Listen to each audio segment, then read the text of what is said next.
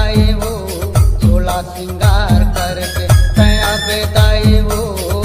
बघवा में चढ़ के, तया बेदाई वो चुनरी लवड़ के, तया बेदाई वो तिरछूल धर के, तया बेदाई वो 16 सिंगार करके। मैं बोए हूँ जवारा न्योता है झारा धारा, मैं बोए हूँ जवारा न्योता है झारा धारा, तया बेदाई वो बघवा